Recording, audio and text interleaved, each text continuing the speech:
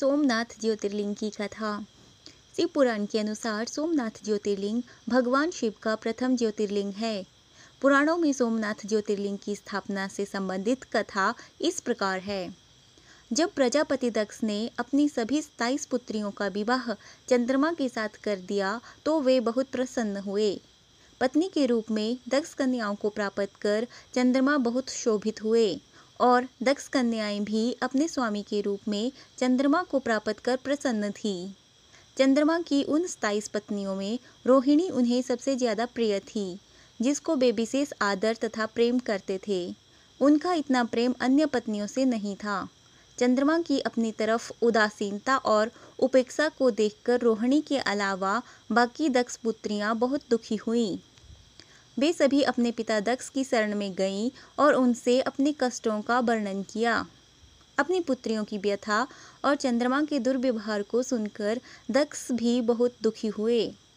उन्होंने चंद्रमा से भेंट की और शांतिपूर्वक कहा, तुमने निर्मल व पवित्र कुल में जन्म लिया है, फिर भी तुम अपनी पत्नियों के साथ भेदभावपूर्ण व्यवहार करते हो।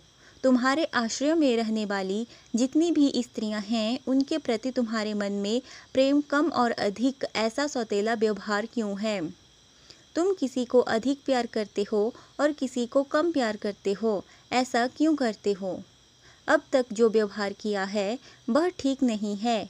अब आगे ऐसा दुर्व्यवहार तुम्हें नहीं करना चाहिए। इस प्रकार प्रजापति दक्ष ने अपने दामाद चंद्रमा को प्रेम पूर्वक समझाया और चंद्रमा में सुधार हो जाएगा, ऐसा सोच प्रजापति दक्ष वापस लौट आए।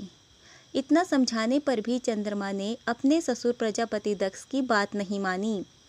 रोहिणी के प्रति अतिशय आसक्ति के कारण उन्होंने अपने कर्तव्य की अवहेलना की तथा अपनी अन्य पत्नियों का कुछ भी ख्याल नहीं रखा और उन सभी से उदासीन रहे। दोबारा समाचार प्राप्त कर प्रजापति दक्ष बड़े दुखी हुए। वे पुनः चंद्रमा के पास आकर उन्हें उत्तम नीति के द्वारा समझाने लगे। दक्ष ने चंद्रमा से न्यायोचित बर्ताव करने की प्रार्थना की। बार बार आग्रह करने पर भी चंद्रमा ने अवहेलना पूर्वक जब दक्ष की बात नहीं मानी, तब उन्होंने चंद्रमा को शाप दे दिया।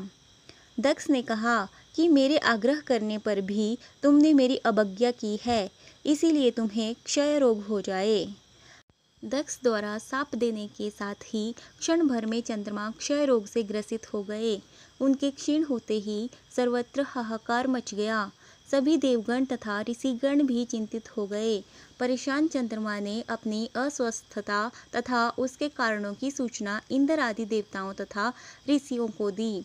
उसके बाद उनकी सहायता के लिए इंद्र आदि देवता तथा वशिष्ठ आदि ऋषिगण ब्रह्मा जी की शरण में गए।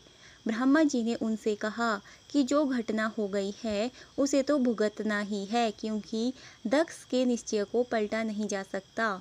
उसके बाद ब्रह्मा जी ने उन देवताओं को एक उत्तम उपाय बताया।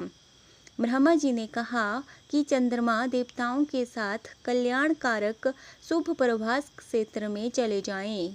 वहां पर विधि पूर्वक शुभ मृत्युंजय मंत्र का अनुष्ठान करते हुए श्रद्धा पूर्वक भगवान शिव की आराधना करें। अपने सामने शिवलिंग की स्थापना करके प्रतिदिन कठिन तपस्या करें। इनकी आराधना और तपस्या से जब भगवान भोलेनाथ प्रसन्न हो जाएंगे तो वे इन्हें क्षय रोग से मुक्त कर देंगे।